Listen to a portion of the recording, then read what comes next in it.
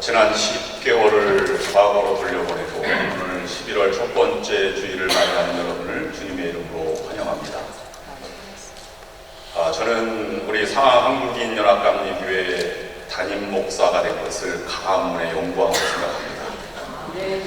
이런 위대한 분들을 모시고 목회할 수 있다는 것이 얼마나 기쁘고 떨리고 자랑스러운지 모르겠습니다.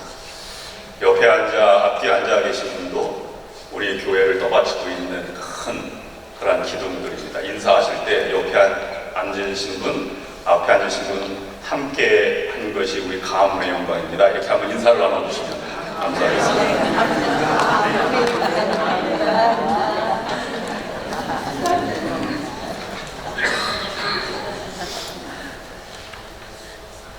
다윗과 용화관이라고 하는 찬양 사역자가 부른 찬양 중에 부서져야 하리라는 찬양이 있습니다. 가사는 이렇습니다.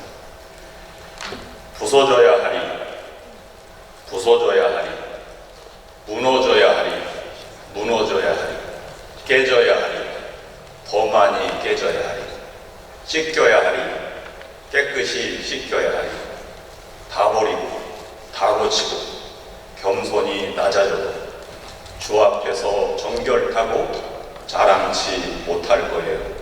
부서져야 하리, 무너져야 하리, 깨져야 하리, 깨끗이 씻겨야 하리. 저는 신앙 1세대입니다. 제가 6학년 때 교회를 처음 나가게 되었습니다. 처음 나간 교회 문화는 상당히 어색했고 또 익숙치 않았을 뿐만 아니라 적응을 할까 이런 생각도 갖고 있었습니다. 근데 여러분 중에서는 부모 세대부터 신앙생활을 하시는 분들은 교회 문화의 어색함이 비교적 덜했을 것입니다. 우리가 성당을 가서 미사를 드린다거나 아니면 사찰에 우연히 들렸는데 거기 연부를 하거나 이렇게 할 때 참여해보면 이렇게 어색한 것도 있을 수 있구나 하는 생각을 가져보게 됩니다. 처음에 어색한 것이 조금 시간이 지나면서 그것이 내 것으로 받아들여주고 또 겸손하게 발을 띄워놓고 그 일부가 되어 온 것이 오늘 우리들의 신앙생활이라고 볼 수 있습니다. 다른 말로 말씀드리면 한 교회를 오래 섬기다 보면 예배에 익숙해져 있고 예배 모든 절차가 몸에 자연스럽게 되어 있고 일도 열심히 하고 봉사도 아주 자연스럽게 잘 합니다. 그러나 우리가 근본적으로 구원받은 백성으로 살아간다면 우리가 가지고 있는 이 껍질들을 깨지 않으면 우리는 그리스도를 고백하는 공동체라고 말할 수 없습니다. 우리 안에 깨져야 할 것들이 깨져야 합니다. 인사했듯이 우리의 가문에 대한 의식, 아니면 우리 역사, 아니면 교만 또는 열등감, 자기의 의, 어릴 때부터 받아왔던 상처, 그 다음에 그것이 씻겨지지 않은 쓴 뿌리, 내 안에 숨겨진 많은 수많은 죄악들, 이런 것들이 우리의 안에 잠재되어 있습니다. 그것들을 철저히 깨야 하나님의 은혜가 우리 속에 살아 역사하시는데 우리는 그것을 감춘 채 살아가려고 하고 있습니다. 때로는 그 껍질들이 나를 지금까지 지탱해주고 보호해준 것이 사실입니다. 상처가 있기에 매사에 긴장하며 조심하면서 살아왔고 열등감이 있기 때문에 다른 사람보다 더 피눈물 나게 열심히 살아왔습니다.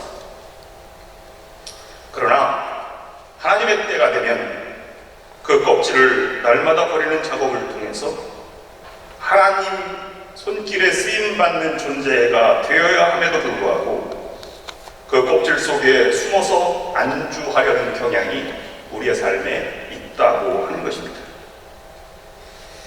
바닷가 소라게는 자기 몸집이 큰 만큼 다른 큰 소라 껍질로 옮겨서 살아갑니다.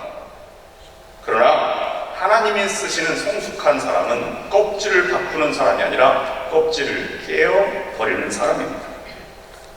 본문에서 생각해보는 한 가지 분명한 교훈은 하나님의 쓰임을 받는 사람은 날마다 껍질을 깨는 사람이다 하는 것입니다. 오늘 본문은 베드로가 이방인을 방문한 것을 가지고 유대인 기독교인들이 화가 난 것을 베드로가 부드럽게 설명하면서 이제 하나님의 손길에 의해서 어떻게 움직여 나가는가를 간직한 것을 통해서 이 베드로뿐만 아니라 예루살렘 교회가 변화되었고 껍질을 깨어가는 과정을 우리에게 보여주고 있습니다. 베드로가 고넬료의 집에 가서 말씀을 증거한 이후에 성령이 역사했습니다. 고넬료가 너무 감동을 받아서 며칠 더 유숙하기를 청해서 그걸 마다할 수 없어서 며칠 더 그 집에 기거하다가 다른 곳에 들르지 않고 예루살렘에 가서 즉각 이제 베드로가 사역 보고를 그 사도들 앞에 하게 되었습니다. 이때 사람들이 베드로를 비난하기 시작한 것입니다. 이 비난받는 것은 두 가지입니다. 이방인 집에 들어갔다는 것과 이방인과 함께 음식을 먹었다 하는 것입니다. 유대인들이 왜 그렇게 집요하게 베드로를 책망하고 비난했을까? 여러분 흔히 아는 대로 무당이 예수 믿으면 무당처럼 예수 믿고 보살이 예수 믿으면 보살처럼 예수 믿는다 하는 말이 있습니다. 초대 교인들도 성령의 역사로 예수를 믿고 난 다음에 교회의 일원이 되었지만 그들이 가지고 있던 이제 신분과 처지를 완전히 잊지 못한 사람들로 지금 남아있는 것입니다. 그들은 베드로를 비난한 사람들은 할례자입니다. 할례자 중에서 율법을 더 지키려고 하는 경향이 있는 사람들을 우리는 바리새인들이라 그렇게 부릅니다. 바리새인들이 사도행전 6장에 보면 7 집사가 선택되기 전에 이 헬라파 유대인들이 우리가 왜 구제에서 빠졌느냐라고 항변할 때 그들에게 신난했던 사람들이 바리새인 출신의 그리스도인들이었습니다. 그러니까 외국에서 살다가 다시 유대 땅으로 온 팔레스타인 헬라파 유대인들을 차별할 만큼의 생각을 가지고 있던 바리새인들이었으니 이방인들을 차별하는 것은 이루 더 말할 수 없는 큰 그러한 일이었다고 하는 것입니다. 그래서 유대인 전통을 고집한 이방인과의 교제를 위법으로 생각을 하였습니다. 그들이 또 한 가지 더 바리새파 유대인 중에서 그리스도인이 된 사람들이 지적한 것은 그 당시에 예루살렘 교회의 담임 목사였던 아니면 사도들의 수장이었던 베드로를 비난했다는 사실입니다. 비난했다는 말은 그냥 잘못됐다 이렇게 말한 것이 아니라 그를 정죄하고 그에게 죄가를 밝혀냈다고 하는 뜻입니다. 이것이 예루살렘 교회의 큰 문제가 되었습니다. 여러분, 그리스도인들이 세상과 문제가 되면 문제가 되지 않습니다. 오히려 세상의 핍박이 더욱더 믿음을 견고하게 만들어가기 때문입니다. 그러나 교회가 그리고 목회가 어려운 것 중에 하나는 성도 간의 문제가 생길 때입니다. 오늘 본문을 통해서 우리 교회 안에서 문제를 어떻게 해결해야 하는가 하는 것을 주의 깊게 살펴보려고 합니다. 첫 번째, 너무도 중요한 하나님의 마음을 알아라 하는 것입니다. 사도행전 11장 1절 2절 말씀은 이렇게 기록하고 있습니다. 유대에 있는 사도들과 형제들이 이방인들로 하나님의 말씀을 받았다 함을 들었더니 베드로가 예루살렘에 올라갔을 때에 할례자들이 비난하여, 이 말씀의 이제 끝부분 18절 말씀은 그들이 이제 잠잠하였다 하는 말을 기록하고 있는데 이렇게 기록하고 있습니다. 그들이 이 말을 듣고 잠잠하여 하나님께 영광을 돌려 이르되 그러면 하나님께서 이방인에게도 생명 얻는 회개를 주셨도다 하니라. 받아들였다는 것이죠. 그러면 3절부터 17절까지 베드로가 무엇을 말했길래 그들이 잠잠하게 됐을까? 이것을 묵상해보고자 하는 것입니다. 우리 같으면 항변하고 싸우고 얼굴을 울그락불그락 할 텐데 베드로는 그렇지 않았습니다. 잡아먹으라 한 것을 환상을 그대로 설명하고 고넬료가 있던 것도 그대로 설명하고 자세히 설명하게 된 것입니다. 오늘 우리 두 가지 차원에서 생각해 볼 수 있는데, 하나는 그럼 유대 헬라 그 할례를 받은 바리새파 그리스도인들이 왜 트집을 잡고 나왔을까 하는 것입니다. 자기의 생각의 틀 속에서 이 문제를 바라보았기 때문입니다. 고정관념이 고집으로 나아가게 된 것이죠. 우리가 고집이 대단하다 이런 말을 흔히 쓰는데, 그럴 때에는 무슨 오류를 얘기할 때, 오류와 손을 잡았을 때 이런 표현을 씁니다. 그런데 그래서 긍정적으로 쓰일 때가 있어요. 고집이 세다 이런 말은 자기에게 적용할 때는 긍정적인 측면이 있습니다.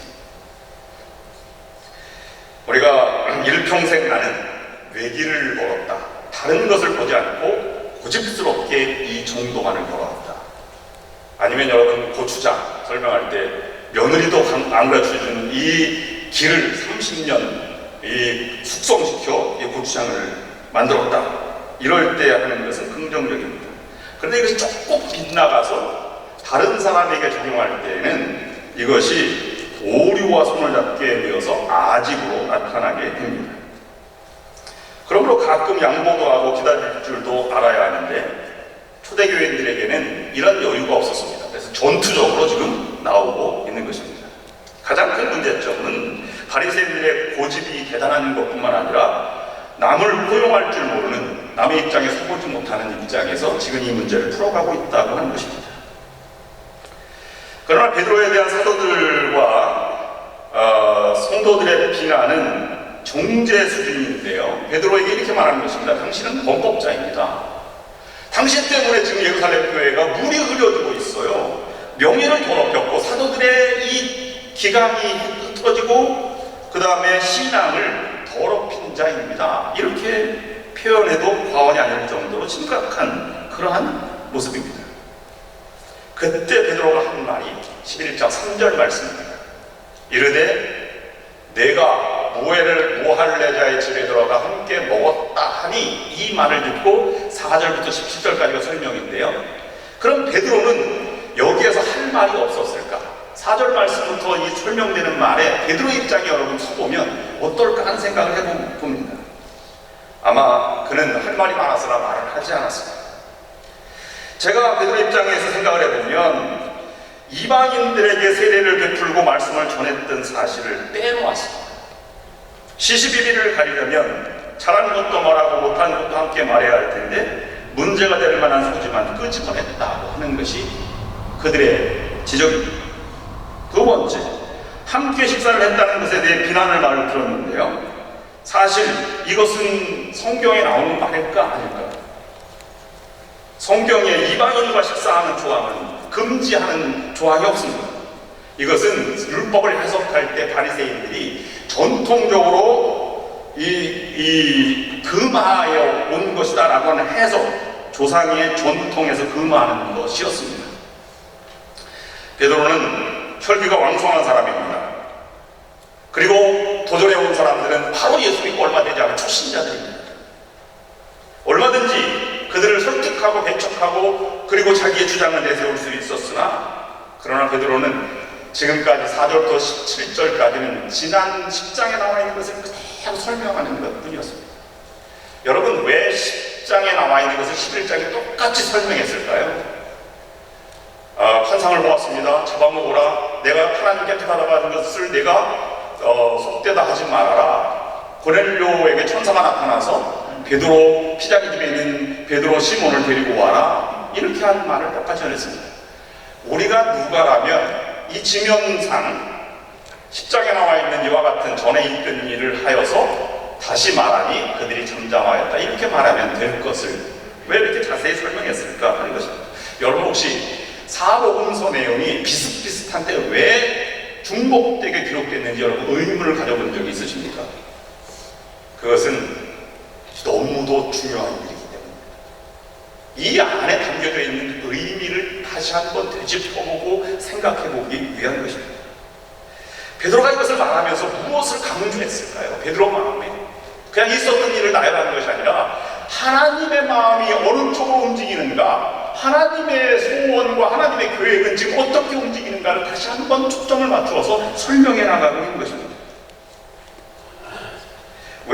잡아먹지 못할 것을 잡아먹게 했는지, 왜 가지 못할 이방인 집에 들어가서 말씀을 증거하게 되었는지, 증거했을 때 왜 성령의 역사가 일어났는지, 이것은 내 마음과 상관없이 하나님의 움직임이었고 하나님의 교육이었고 하나님의 마음이었다는 것을 그들에게 집중적으로 설명하기 위해서 이 말씀을 강조하고 있는 것입니다. 그래서 17절 말씀 결론으로 베드로는 이렇게 말합니다. 그런즉 하나님이 우리가 주 예수 그리스도를 믿을 때에 주신 것과 같은 선물을 그들에게도 주셨으니 내가 누구이기에 하나님을 능히 막겠느냐 하다가 자기의 생각과 자기의 범주, 그런 틀보다 하나님의 계획과 하나님의 뜻이 더 크다는 것을 베드로가 증거하고 있는 것입니다. 이 하나님의 계획은 유대인들만 구원받는 것이 아니고, 유대인들이 구원을 받았지만 유대인을 통해서 수많은 민족, 이스라엘 원수까지도 구원받게 하려는 것이 하나님의 마음이라고 지금 전달하고 있는 것입니다. 이 말씀은 다른 말로 그리스도인이 되었으면 이와 같은 하나님의 마음으로 살아가라고 강조하고 있는 것입니다. 우리의 삶에 적용해 보면 이렇습니다. 하나님은 우리의 생각과 우리의 이성과 우리의 판단, 우리 안에 머무르지 않으십니다. 개인의 성장뿐만 아니라 교회 부흥도 하나님의 마음입니다. 우리 교회만 부흥하기를 하나님이 원치 않습니다. 우리를 넘어서, 우리를 통해서 우리 교회가 복음할 뿐만 아니라 세계 만방이 복음을 받아들이고 또 모든 민족이 복음을 받아들이는 증거로 우리를 사용하기를 하나님이 원하신다는 것입니다. 아브라함을 축복하여서 세계 열국의 복을 받게 되기 위해서 아브라함이 자기 생각을 접듯이 우리도, 우리 교회도 저와 여러분들이 하나님의 소원이 오늘 우리 교회와 나를 통해서 이루어지기 위해서 우리가 가지고 있는 범죄의 틀들을 깨고 새롭게 나아가는 하나님의 계획을 이루어드리는 길을 걸어가야 한다는 것입니다. 이것을 깨지 않으면 하나님의 거룩한 도구로 쓰임받을 수 없다는 것을 반증한 것입니다. 우리가 해야 할 일은 오직 한 가지입니다. 우리가 받은 은혜, 우리가 받은 생명의 복음을 믿지 않는 자들에게 전하는 일입니다. 그것 때문에 우리의 생명이 지금 연장되고 있다는 사실입니다. 이것 때문에 하나님은 날마다 우리의 꼭지를 깨기를 원하십니다. 신앙의 문제를 적용해 보면요, 우리도 무거운 껍질들을 나도 모르게 가지고 있습니다.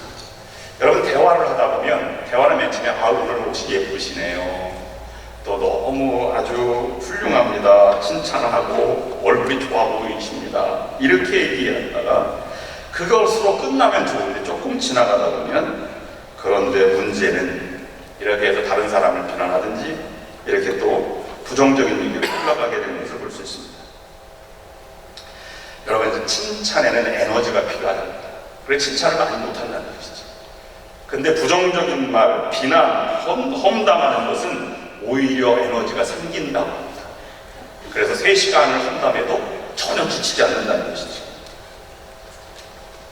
신방을 가서 이제 훌륭한 남편 주셨습니다, 참 하나님의 선물입니다, 그런 맨 처음에는 목사님 맞습니다.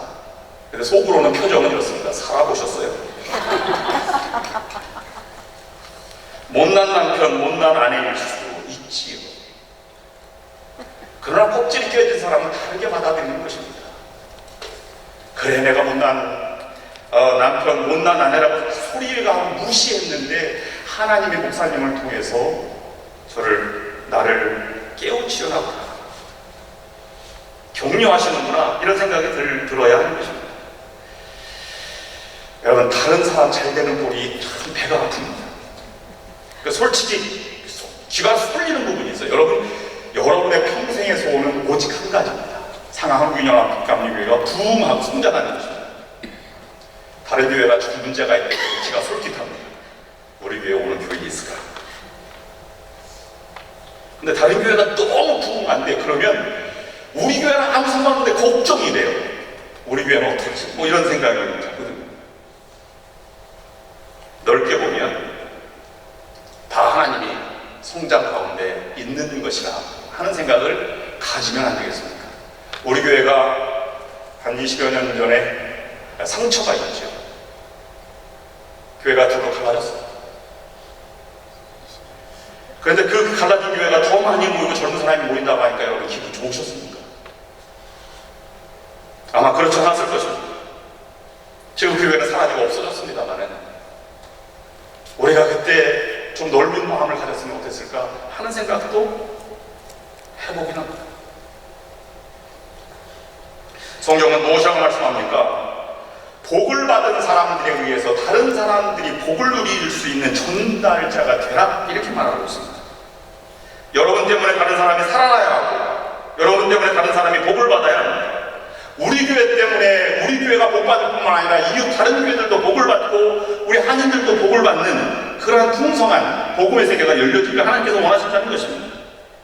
조금 더 삶의 현장으로 확대해 볼까요? 우리의 생각과 우리의 신앙적인 모습뿐만 아니라 여러분 미국 올 때 무일푼으로 거의 대부분들이 오셨어요. 피땀 흘려서 지금까지 자녀를 키우고 집을 사고 가게를 이루고 왔습니다. 그 눈물의 세월을 무엇으로 표현할 수 있겠습니까? 이만큼 이루어졌고 이만큼 성장했습니다. 그러나 여러분, 지금도 눈물을 흘려 땀을 흘리고 피땀 흘려 고생하고 정착하려고 노력하는 사람들이 우리 주변에 있다는 사실입니다. 유학생들도 그렇고 젊은 사람들도 그렇습니다. 여러분 그만큼 이루었으면 여러분 재산을 나눠줄 의미가 없습니까? 도와주면 안 되겠습니까? 우리는 자식들을 위해서 헌신하는 것을 헌신이라고 얘기하고 다른 사람을 도와주는 것을 우리는 손해라고 생각하는 경향이 있습니다. 그러나 여러분, 모든 믿는 자들이 한 형제여 자매라면 그리스도 안에서 한 형제 자매된 사람들이 함께 돕는 것이 마땅한 것이 아니겠습니까? 하나님의 소원은 이스라엘만 잘 되는 것이 아니라 그들이 잘 되고 그들의 원수까지도 잘 되는 것이 하나님의 솔직한 소원입니다. 그렇게 베풀고 생명이 있는 동안 그렇게 살라고 우리를 초청하고 있는 것입니다. 그것을 베드로가 설명했을 때 알아들었다는 것입니다. 두 번째 묵상할 것은 성숙한 사람입니다. 내가 껍질이 끼어졌는지 안 끼어졌는지 어떻게 그러면 알 수 있습니까? 어떻게 껍질이 끼어진 사람을 성숙한 사람이라고 말할 수 있습니다만 어떻게 알겠느냐 하는 것입니다. 껍질이 끼어지기 전에 베드로는 출세를 하고 오른쪽에 앉을까 왼쪽에 앉을까 죽음 아니면 고통이 두려워서 부인도 하고 도망갔습니다. 그러나 껍질이 끼어진 베드로에게는 이제 두려움이 사라졌습니다. 얼굴도 붉히지 않습니다. 오히려 사람들을 일으키고 받아주고 놀라운 성숙의 모습을 보여가고 있습니다. 예루살렘 교회 교인들도 성숙했습니다. 이 일을 이루어 가시는 분이 하나님이시다 라고 생각하고 있는 것입니다. 오늘 본문에서 중요한 요소가 하나 있는데요, 성숙했는지 깨졌는지 안 깨졌는지 어떻게 아느냐? 베드로의 입장에서 보는 것입니다. 다른 사람의 손가락질을 받을 때 반응이 깨졌는지 안 깨졌는지를 가름하는 것입니다. 당신이 권사야? 당신이 집사야? 이런 말을 들을 때 당신이 남편이야? 도대체 남편이 뭐 하는 거야? 이렇게 말할 때, 이런 소리를 들을 때 우리의 반응이 깨졌는지 안 깨졌는지를 가름하는 것입니다. 그럼 너는 깨졌냐? 이렇게 말하면 전혀 다른 상황이 되는 것이죠. 제가 부족합니다. 그러나 아직 완성되지 않았어요. 공사 중입니다. 오늘 제자훈련 수료식이 있습니다. 이들 수료했다고 이 깨졌다 이렇게 말할 수는 없습니다. 오히려 더 단단해질 수도 있는 그런 분들이라고 생각합니다. 그러나 깨어지도록 훈련을 받았어요. 이들이 변했는지 변하지 않았는지 깨졌는지는 여러분들이 아시고 여러분들이 시험해 보시기 바랍니다. 이들은 뭐 변할 것입니다. 제가 확신합니다. 요셉이 꿈을 꾸죠. 근데 그에게는 껍질이 3가지가 있었습니다. 요셉이 아직 꿈을 감당할 만한 인물이 못 되었어요. 그런 3가지 껍질 중에 하나는, 그런 요셉은 보호자 때문이었어요. 오히려 잘못을 지적해서 아버지에게 잃는 것이죠. 성령은 그런 보좌들을 통해서 사람을 쓰지 않습니다. 두 번째는 자랑합니다. 여러분, 꿈이 이렇게 큰 게요, 아버지도 엄마도 형들도 나에게 저라는 꿈을 꾸었다면 내가 어떻게 그런 사람이 될 수 있을까 너무 두렵고 걱정이 되는데 그걸 자랑질했다는 건 아닙니까? 세 번째, 나는 다른 사람을 배려하는 사람이 배려하는 마음이 없었습니다. 자기는 자주 옷을 입었어요. 자주 옷을 입어 자색 옷을 입었다는 것은 왕자의 신분이라는 것입니다.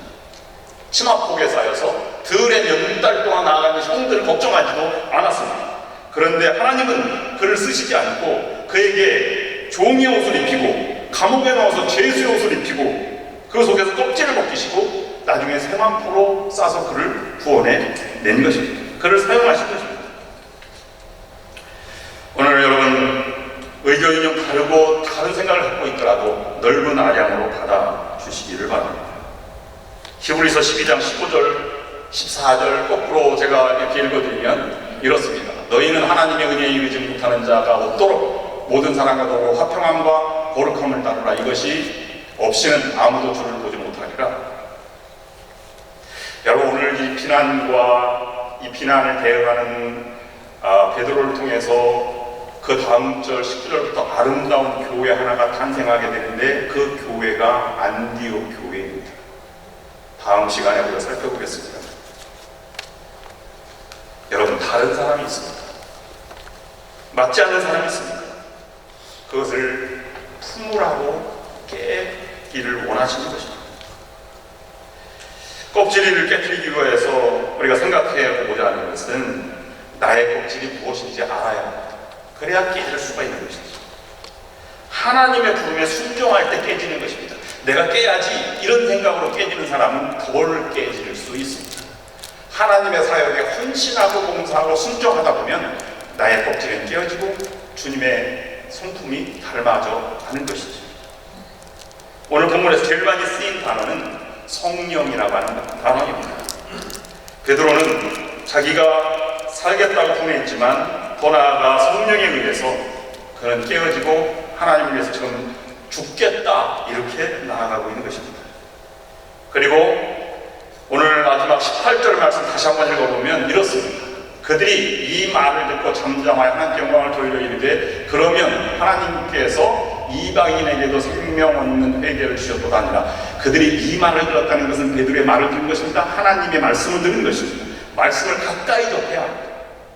히브리서 4장 10절 말씀에 하나님의 말씀은 살아있고 활력이 있어 좌우의 날선 어떤 검보다도 예리하여 혼과 영과 및 관절과 골수를 찔러 쪼개기까지 하며 또 마음의 생각과 뜻을 판단하시나니 영과 혼과 관절과 골수와 마음과 생각 모든 것이 보이지 않는 것입니다. 하나님은 보이지 않는 것들을 통해서 보이는 세계를 깨뜨려 가시고 변화시키기를 원하신다는 사실입니다.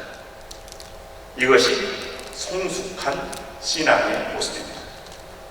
여러분들도 여러분의 껍질을 깨기 위해서 부단히 노력하셔서 새로운 성숙한 베드로처럼 새로운 역사를 이루어 가시는 여러분들이 될 수 있기를 주님의 이름으로 축원합니다.